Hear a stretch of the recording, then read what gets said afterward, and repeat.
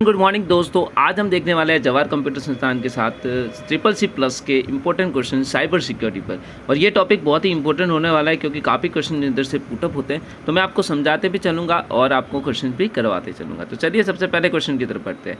सबसे पहला क्वेश्चन यहाँ दे रखा है, निम्नलिखित में से कौन सा डिजिटल सिग्नेचर अटैक नहीं है। तो आइए सबसे पहले क्वेश्चन को करने से पहले अपन समझते हैं डिजिटल सिग्नेचर क्या हो सकता है। तो आपको पता है कि जब यूजर क्या करता है, अपने सिग्नेचर डिजिटल सिग्नेचर बनाता है, एक सिग्नेचर जब गूगल एल्गोरिदम से अपने सिग्नेचर को समझता है और अपना एक दस्तावेज तैयार करता है, अपना एक डॉक्यूमेंट तैयार करता है, तो उसमें ये हमले किस तरीके से हो सकते हैं। तो आपको बता दूं कि अटैकवेयर केवल क्या करते हैं कि अपनी जानकारी से एक डिजिटल सिग्नेचर का क्या बना देते हैं, जाली सिग्नेचर बना देते हैं और उसे मूल रूप से अटैक के रूप में काम में लेते हैं।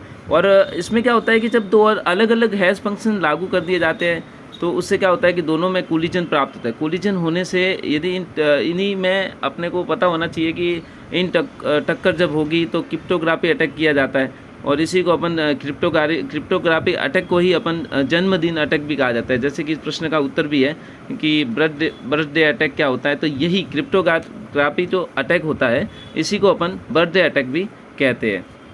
तो आई होप गाइज ये पहला क्वेश्चन आपको क्लियर हो गया होगा। दूसरे क्वेश्चन की तरफ बढ़ते हैं, निम्न में से कौन सा एंटीवायरस प्रोग्राम नहीं है। तो सबसे पहले आपको बता देता हूँ कि यहाँ पे कुछ क्वेश्चन दे रखे हैं, कुछ ऑप्शन भी दे रखे हैं। किल दे रखा है, नॉर्टन दे रखा है, टीम वीवर दे रखा है और कैप्चर स्काई दे रखा है।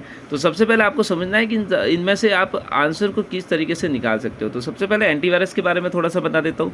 तो एंटीवायरस एक सॉफ्टवेयर होता है जिसके अंदर क्या होता है कि एंटी मेलवेयर सॉफ्टवेयर के रूप में जाना जाता है। इसे एंटीवायरस को एंटी मेलवेयर सॉफ्टवेयर के रूप में भी जाना जाता है, ये भी आप ध्यान रखना। और एक कंप्यूटर एप्लीकेशन भी है जो क्या करती है कि मेलवेयर का पता भी लगाती है, उसे रोकता भी है और हटाता भी है। वायरस जो आते हैं उनको हटाने का काम भी एक एंटीवायरस करता है। तो इसमें मैं आपको कैस्पर स्काई और किल नॉर्टन ये आपको बता दूँ तो ये सभी एंटीवायरस है, लेकिन टीम वीवर एक क्या है, एंटीवायरस न है। टीम वीवर क्या काम आता है, एक रिमोट कंट्रोल होता है, कंप्यूटर सॉफ्टवेयर होता है जो एक कंप्यूटर को दूसरे कंप्यूटर से कनेक्ट करने के लिए काम आता है। तो ये एक प्रकार का सॉफ्टवेयर है गाइस, न कि एंटीवायरस है। तो यहाँ पे जो आंसर होने वाला है वो आपका होने वाला है टीम वीवर।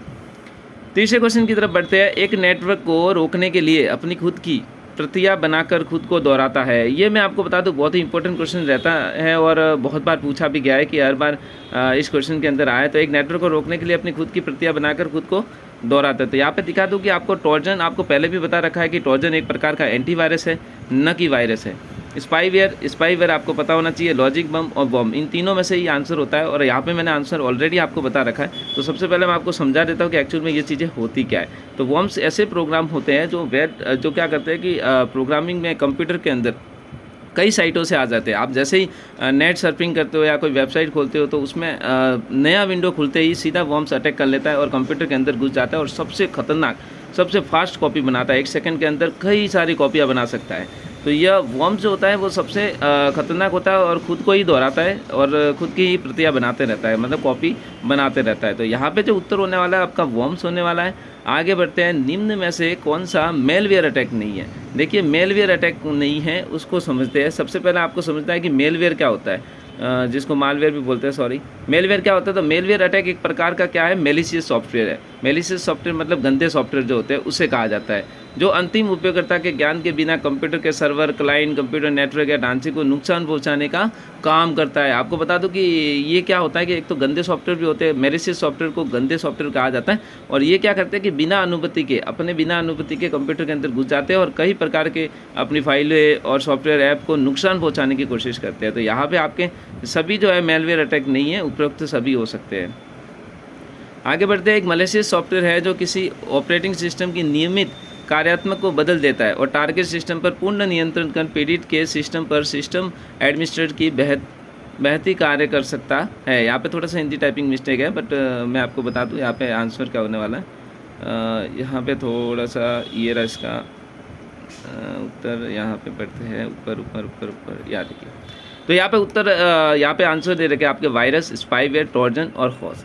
तो सबसे पहले मैं आपको क्वेश्चन समझा देता हूँ कि क्या एक मेलिशियस सॉफ्टवेयर है जो किसी ऑपरेटिंग सिस्टम की नियमित कार्यात्मकता को बदल देता है, नियमित कार्यात्मकता को बदल देता है और टारगेट सिस्टम पर पूर्ण नियंत्रण कर पीड़ित के सिस्टम पर सिस्टम एडमिनिस्ट्रेटर की भांति कार्य करता है, उसकी तरह ही कार्य करता है। मतलब पता ही नहीं चलता कि वायरस आपके अंदर घुस गया, आपके कंप्यूटर पे हावी हो गया है और हम लोगों को पता भी नहीं चलता कि इसमें से क्या हो सकता है। तो आइए आपको बताता हूँ कि सबसे पहले रूट किट क्या होता है। तो रूट किट क्या होता है कि मेलिशियस सॉफ्टवेयर है, मतलब गंदा सॉफ्टवेयर है जो कंप्यूटर पर ऑपरेटिंग सिस्टम वगैरह जो होते हैं अपने, तो जब भी अपन संचालन करते हैं तो उनका उद्देश्य ये होता है कि वे मशीन पर पूरा कंट्रोल कर ले, है ना, अपना अनुमति बिना ही पूरा कंट्रोल कर ले और अपने अंदर की सभी जानकारियाँ ले सकते हैं, कॉपी कर सकते हैं, कई प्रकार के कार्य कर सकते हैं। तो ये उसका आंसर जो होने वाला है गाइज वो होने वाला है रूट किट।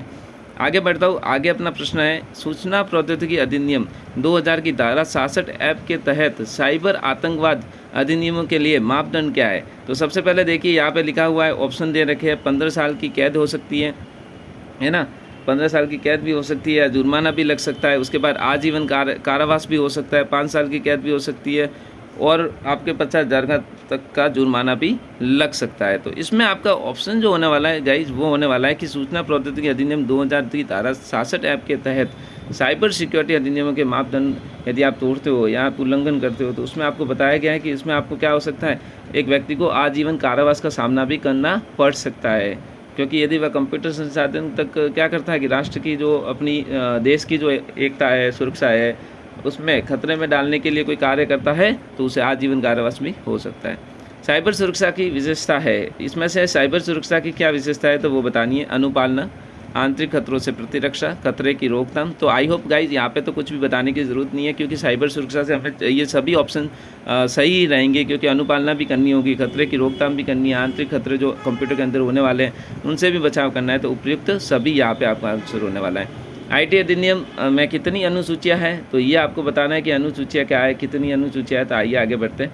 तो यहाँ पे आपकी अनुसूचियाँ जो होने वाली है वो 4 होने वाली है, 4 अनुसूचियाँ है जिसमें आपको बताया गया है कि सूचना प्रौद्योगिकी जब अधिनियम था तो 2000 भारत का जब पहला साइबर कानून बना, कब बना, 2000 में। तो पहला जब कानून बना तो भारत में जब ई कॉमर्स के लिए जब बुनियादी ढांचे प्रदान किए जाते थे और उसमें 2000 में 9 जून 2000 के आसपास क्या होता था कि अधिनियम पारित किया गया था, ठीक है, और उसमें ही ये अनुसूचियाँ वगैरह विभाजित किया गया था। तो ये आईटी अधिनियम के कितनी अनुसूचियाँ है तो आप बता सकते हो 4। क्लाउड कंप्यूटिंग के संदर्भ में पास का पूर्ण रूप क्या है, फुल फॉर्म बतानी है गाइज, पास की फुल फॉर्म बतानी है। पास की फुल फॉर्म आराम से बता सकते हो, यहाँ पे मैंने हाईलाइट कर रखा है, प्लेटफॉर्म एज अ सर्विस। तो आइए मैं आपको समझता हूँ प्लेटफॉर्म एज अ सर्विस क्या है। तो देखिए प्लेटफॉर्म एज अ सर्विस के नाम से जाने जाने वाला पास, इसे पास के नाम से भी जानते हैं और ये एक प्रकार का सॉफ्टवेयर है जो क्लाउड जो होता है ना, क्लाउड कंप्यूटिंग वगैरह। तो पास क्या है कि एक रूपरेखा प्रदान करता है जिसके अंतर्गत हम क्या करते हैं कि सभी सर्वर है, अपने स्टोरेज, नेटवर्किंग वगैरह जो भी डिवाइसेज होती है उनको क्या किया जाता है कि इसके थ्रू प्रतिबंधित किया जाता है, ठीक है। और डेवलपर क्या करते हैं कि इनको बनाए रखते हैं, आगे भी बढ़ाए रखते हैं और इसका अनुकूल उपयोग में ले सकते हैं। तो इस तरीके से पास बनाया गया था कि प्लेटफॉर्म एज अ सर्विस के नाम से जाना जाता है, ठीक है। उदाहरण के लिए आपको बता दूँ तो अपने पास जैसे विंडोज़ है, ये काम करता है, या अपाची है, सर्च इंजन है अपाची, ठीक है। इस तरीके से कुछ ऑप्शन बता रहा हूँ आपको। आगे बढ़ता हूँ 10वें क्वेश्चन की ओर। और 10वां क्वेश्चन अपने क्या बोलता है कि निम्न में से क्या कॉपीराइट के सिंबल के लिए सही कैरेक्टर है। तो कॉपीराइट के लिए गाइस C फॉर कैरेक्टर, तो C फॉर कैरेक्टर ही होगा कॉपीराइट के लिए, इसमें कुछ बताने की जरूरत नहीं है। निम्नलिखित में से कौन सी भाषा आर्टिफिशियल इंटेलिजेंस के लिए हुई। फोर्ट्रान एक हाई लैंग्वेज थी, बेसिक हाई लैंग्वेज थी, प्रोलॉग आर्टिफिशियल लैंग्वेज थी जो 5th जनरेशन के अंदर मानी जाती है। और C हमारी क्या है, C मिड लेवल लैंग्वेज है, मदर ऑफ द लैंग्वेज है। तो प्रोलॉग यहाँ पे आर्टिफिशियल लैंग्वेज होने वाली है। हैक्टिविज्म क्या है, हैक्टिविज्म समझना बहुत ज़रूरी है गाइज। हैक्टिविज्म हर बार पूछा जाता है और बहुत बार क्वेश्चन रहा है कि हैक्टिविज्म के नाम से क्या जाना जाता है। तो सबसे पहले आपको हैक्टिविज्म समझना है कि हैक्टिविज्म जो आप किस तरीके से बता सकते हो। तो इसमें देखिए मैं आपको पहले हैक्टिविज्म के बारे में बताता हूँ। यह हैक और हैक्टिविज्म दोनों को बताता हूँ, ठीक है। एक हैक्टिविज्म को ऐसे मतलब कि किसी व्यक्ति के रूप में परिभाषित किया गया है, क्या, क्यों, क्योंकि हैक्टिविज्म इस तरह के कार्य करता है कि जैसे कोई संगठन की वेबसाइट हो या कोई संगठन की जानकारी हो, उनका क्या करता है, ये खुलासा करता है, संदेश को संप्रेषित करने का काम करता है। और क्या करता है कि कोई कारणों से क्या करता है कि जागरूकता वगैरह इरादा रखता है कि जिससे कि वे समर्थन कर सके। इस तरीके से वो हैक्टिविज्म किया जाता है। और अन्य ये इसमें ये उत्तर जो होने वाला है, इसमें जो अपने ऑप्शन जो अपने पास है, सिस्टम में सेंध लगाने और इसकी जानकारी पर अभी बिल्कुल नहीं है। राजनीतिक या सामाजिक उद्देश्य के लिए प्रेरित कंप्यूटर सिस्टम को हैक करने के लिए, ठीक है, तो इसी के लिए यूज किया जाता है हैकटिविज्म। निम्न में से कौन सा प्रचलित एंटीवायरस का उदाहरण है? यहाँ पे थोड़ी मिस्टेक को अवॉइड करना गाइस, लिखने में थोड़ी सी हो जाती है, बट निम्न में से कौन सा प्रचलित एंटीवायरस का उदाहरण है? तो देखिए यहाँ पे प्रचलित जो चल रहा है, अभी चल रहा है वो बीट डिफेंडर चल रहा है, ठीक है। वॉर्म्स एक प्रकार का वायरस है, सेंसर बिल्कुल नहीं है, एंटीसेप्ट बिल्कुल भी नहीं है, तो बीट डिफेंडर यहाँ पे आपका प्रचलित एंटीवायरस का उदाहरण होने वाला है। आगे बढ़ते हैं, आगे मैं आपको दिखाता हूँ कि यहाँ पे क्या होने वाला है। बीट ये एक प्रकार का एंटीवायरस है। आगे क्वेश्चन अपने पास होने वाला है कि निम्न में से कौन सा एक मेलवेयर प्रोग्राम है जो अन्य कंप्यूटर में फैलने के लिए खुद की प्रतिकृति बनाता है, खुद की मतलब फास्ट बनाता है। तो मैंने आपको पहले भी बताया था कि वॉर्म्स एक प्रकार का ऐसा वायरस है जो कंप्यूटर के अंदर घुसते ही फटाफट कॉपी करना शुरू कर देता है। गैलरी के अंदर घुसा तो आपके फोटो की इतनी जल्दी कॉपी बनाएगा कि पता ही नहीं चलेगा। तो यहाँ पे आंसर जो होने वाला है वो कंप्यूटर वॉर्म्स होने वाला है, क्योंकि यहाँ पे ट्रोजन बिल्कुल नहीं है, ठीक है, रूट किट बिल्कुल नहीं है। कंप्यूटर वॉर्म्स मैंने पहले भी बताया गया है कि कंप्यूटर वॉर्म्स एक प्रकार का ऐसा मेलवेयर प्रोग्राम है जो कंप्यूटर में फैलने से खुद को रोकता है, दोहराता है, मतलब फास्ट कॉपी करता ही रहता है, बहुत फास्ट कॉपी करता है। तो आई होप गाइज यहाँ पे आपको पूरा टोटली समझ में आ गया होगा। Thank you so much guys, ये था आपका पूरा पेपर और आपको पूरा पेपर समझ में आ गया होगा।